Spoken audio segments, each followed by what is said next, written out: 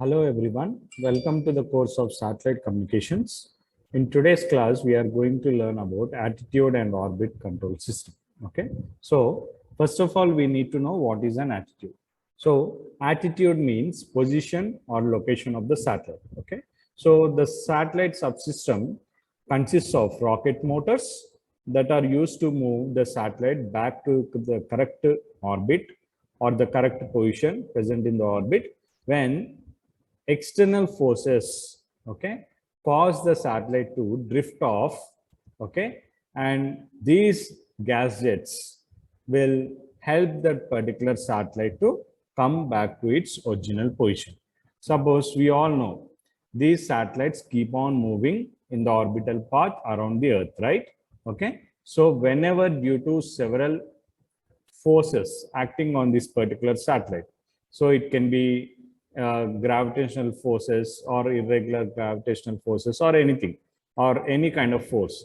Whenever any kind of force or a force acting on the satellites, okay, whenever they act on a satellite, this satellite tends to move away from the orbit, okay, or into the earth, okay. So whenever they mismatch the path of a particular orbit due to the forces, okay, this particular satellites will be having some sort of a rocket kind of system or rocket motor or an thrusters kind of system, which helps the satellites to move again to the orbital path such that they can move in the orbit itself. Okay, so here we are mainly considering the satellite subsystem, which will be containing the rocket motor or the thrusters, which helps the satellite to again come back to the orbital position. Okay, if at all this particular satellite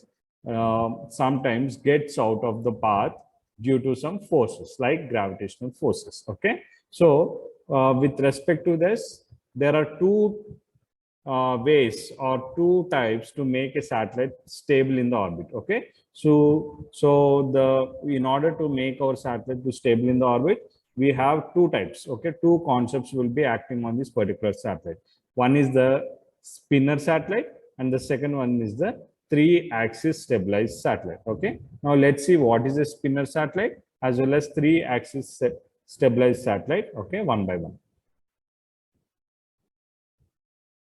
Coming to the spinner satellite, okay, so the spinner satellite, the image what you see here is a spinner satellite image. It's a GIF image. Okay, so the body of the satellite can be rotated at a rate between 30 to 100 rpm. Okay, so it can make a few rotations per minute such that, okay, based on that particular rotations, okay, the satellite will be able to spin on its own, okay, and it can be able to come into the orbital path again if at all it is deviated due to any kind of force. Okay, so the body of the satellite can be rotated at the rate between 30 to 100 rpm that provides stability to spin axis of that particular satellite and keeps it pointing in the same directions, such as satellites known as spinners. Okay, these satellites are especially considered as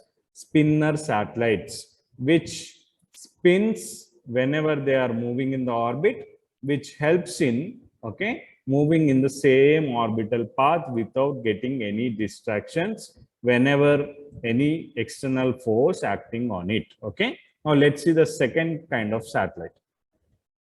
So the second kind of satellite is three-axis stabilized satellite. Okay, so if you see a satellite over here, you can see a huge system over here. Okay, this one, and the two huge solar panels over here. Okay, so these two solar panels and the center subsystem body also acts as an stabilizing parts or in plates, okay, or we can simply call it as wings. Okay, so these particular satellite will be having some sort of motors or an electric motors which helps to spin the body as well as the solar plate such that the satellite will be moving in the orbital path only whenever, even though it experiences some external forces, okay? And whenever this particular satellite tries to move away from the orbit, okay, these electric motors fitted to the satellite body as well as the solar panels, okay, these electric motors helps in moving the body in such a way that it will regain its own position in the orbital path, okay. Now this satellite can be stabilized by one or more momentum wheels called as 3-axis stabilized satellite, okay. So what is this momentum wheel? The momentum wheel is usually a solid metal disc driven by an electric motor. So the body, what you see here, they will be having some electric motors. Whenever it is moving in the orbit and whenever it is trying to move away from the orbital path, these electric motors helps the body parts of the satellite to move in such a way that it will be regaining its own orbital path such that it will be successfully moving in the orbital path around the Earth, okay. Now there must be one momentum wheel for each of 3-axis satellite, okay, and rotated to provide a rotational force about any of these 3 axes. So what are these 3 axes here? You can see roll axis, yaw axis, as well as pitch axis, okay. So let us consider one by one axis. So roll axis means suppose your electric motor is used to, okay, apply this particular satellite for a roll axis, okay. Whenever this particular roll axis motor is in momentum, okay, this particular device keeps rolling whenever it is moving in the orbital path, okay. Now let's say it is in yaw axis, okay. So yaw axis is nothing but, okay, so it is also helps in momentum of this particular satellite with respect to, okay, electric motor, and this helps in moving inside into the orbital path in this direction, okay. Similarly, there will be a pitch axis, okay. So whenever this particular electric motor starts, okay, it helps in the solar panel plates to rotate in a particular direction, okay, such that all these 3 axes will be behaving with the help of an electric motor such that it keeps the entire satellite system into an orbital path again, okay. So according to the directions where that particular satellite is going, it pulls the satellite again into the orbital path correctly, okay. So these are the 3 axes: roll axis, yaw axis, and pitch axis, okay. These 3 axes are nothing but the direction of the body parts of a satellite which are driven by an electric motor, okay. So rotation of, based on the rotation of that particular satellite parts, okay, the satellite will be driven into an orbital path, okay. So these are the 3-axis stabilized satellite. So we need to see how many types of rocket motors are used in a satellite, okay. So the first one is bi-propellant thrusters, and the second one is arc jets or ion thrusters, okay. You might have seen this kind of thrusters in the rocket launching, okay. So whenever a huge force is applied from this thruster, okay, wherever these thrusters are fixed, that particular object starts moving into the opposite direction. You can observe, right, a fire coming down bottom of the rocket, such that based on that particular force, the rocket moves up, okay. Same concept is also applied here, okay. So in 3-axis stabilized satellite, one pair of gas jets is needed for each axis to provide the rotation in both direction, okay. So what are the 3 axes we have seen? Roll axis, yaw axis, and the pitch axis, right? In order to have an rotation of this particular 3 axes, okay, so a pair of gas jets are needed, okay. And whenever the motion is required along a particular axis, the appropriate gas jets get operated for a specific period of time, okay. So whenever we need a particular part in a satellite to be moved or to rotate it, okay, so we have said, right, an electric motors are attached to this. So these electric motors, okay, also takes the help of these gas jets, and based on the on and off of these particular gas jets, okay, the rotation will also be depends. Okay, so you might have watched this particular kind of thing in many movies as well. Okay, the person who is wearing a suit, okay, space suit and all those things, based on the pressure applied using a gas cylinders kind of thing. Okay, they can move to their desired point or a desired location. Okay, so these particular three axes are majorly defined with respect to roll, pitch, as well as yaw.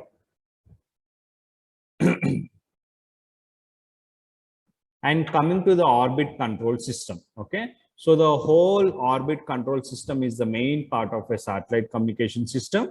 So in the whole satellite communication system, we have three segments.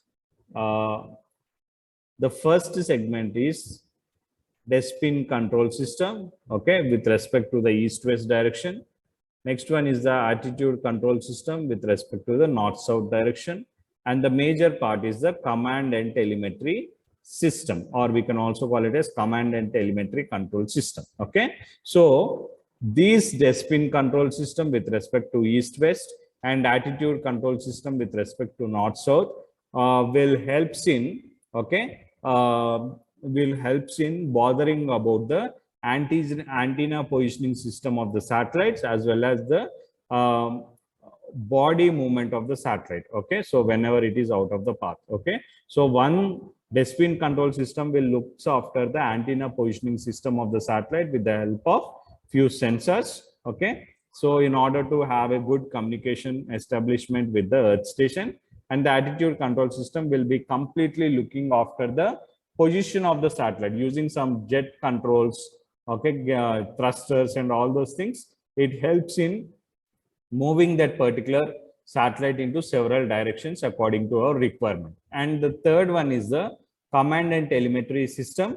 This is a major part which communicates with our earth system in order to transmit a signal from the earth system to satellite. And if at all we want to receive any signal from the satellite to the earth system, okay, this particular command and telemetry system will helps in, okay, communicating with this. Now let us say I want to remotely operate this particular satellite. Okay, so I want to operate or deviate or change the position of an antenna present on the satellite, and I want to change the position of the satellite according to the requirement. So what I can do, I can't go directly to a satellite and do manual operations, right?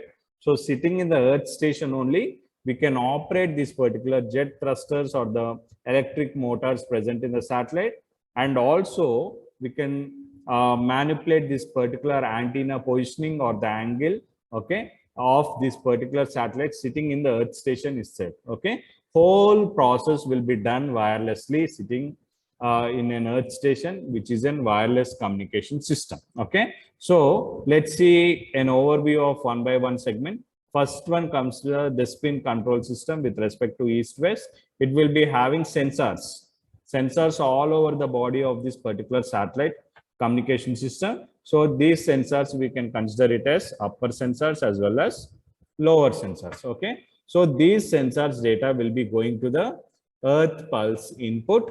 Okay, and again the earth pulse comparator. Okay, so whatever the data it collects by using the sensors, okay, so it can be the signal sent from the earth stations or anything else, or the nearby climatic conditions. Okay, so all this sensor data will be given to the earth pulse input as well as earth pulse comparators. Okay, now from the earth pulse input, it goes to the east-west control unit. This is the control unit with respect to the spin control system. Now, according to the east-west control system, the signal will be going to the antenna drive servo. So this particular drive servo is nothing but an electric motor which is fitted to an antenna.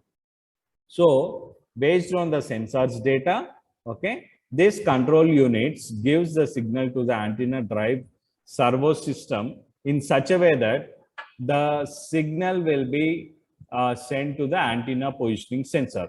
Now, as soon as the antenna positioning sensor takes the signal from the antenna drive servo, okay, it gives the signal to the antenna motors, or electrically what happens is the position or the angle of the antenna changes. So this whole process is nothing but this particular control system with respect to east-west and with respect to the sensors is nothing but what happening is we can able to change the angle as well as position of the antenna of the particular satellite which is moving in the orbital system. Okay. Now coming to the attitude control system, this is with respect to the movement of satellite. We can manually change the position of the satellite which is moving in the orbital system, sometimes due to several forces as we have discussed earlier. This may be the satellite may be due to several forces, it may going out of the track in the orbital system. So in order to keep that particular satellite into a particular correct path in the orbital system, we use this particular sensors data. Okay. So these sensors data will be given to the Earth pulse comparator. Okay. And this Earth pulse comparator compares the data with respect to the threshold values and it gives signal to the altitude control system. Okay. So here this altitude control system is again connected to the control system of this particular command and telemetry system, such that all the data what is happening with respect to the satellite will be transmitted to the Earth station. So the scientists or the engineers who are sitting in the Earth station can clearly observe what happening with respect to what type of satellite. Okay.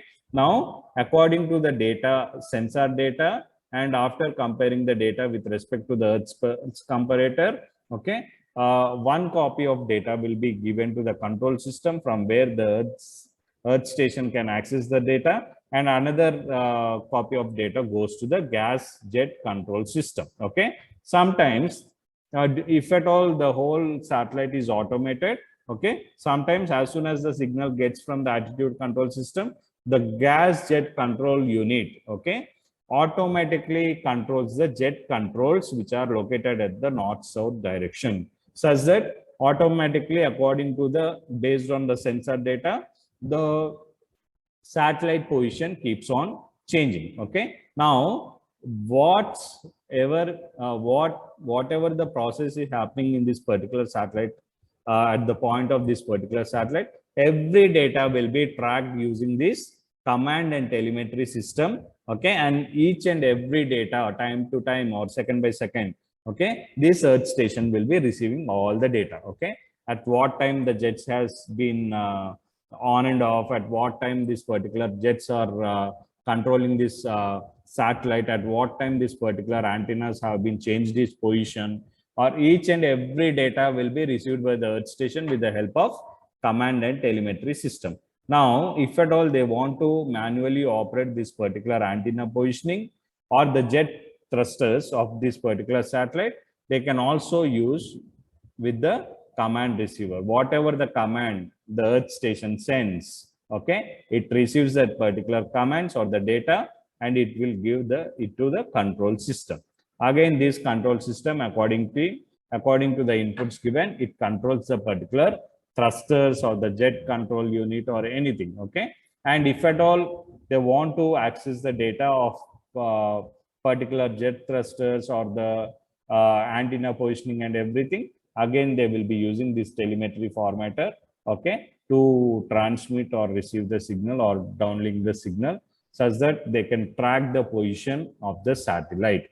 So what's happening means, sitting in the ground station, each and every operation can be done with respect to the satellite positioning system, okay, to see that it will be having a smooth revolution around the Earth, such that we can get a good communication system whenever we require. Okay. This orbit control system will be having 3 modules: the spin control system with respect to the antenna positioning, attitude control system with respect to the movements of these particular jets, which helps in movement of the satellite whenever we require, okay, or the changing in direction of the satellite whenever required. And this whole thing can be monitored using this particular command and telemetry system. Okay. So this whole process, what you have seen here is an onboard control system of a spinner satellite. So mostly any type of satellite will be having same technology, Okay, but the diagram what we are seeing here is an onboard control system for a spinner satellite. It will be having three segments: east-west segment with respect to antenna, north-south segment with respect to the jet thrusters, and the main one is the command and telemetry system, which can be operated automatically or manually from the Earth station. Okay, so this is the concept of attitude and orbit control system. Thank you.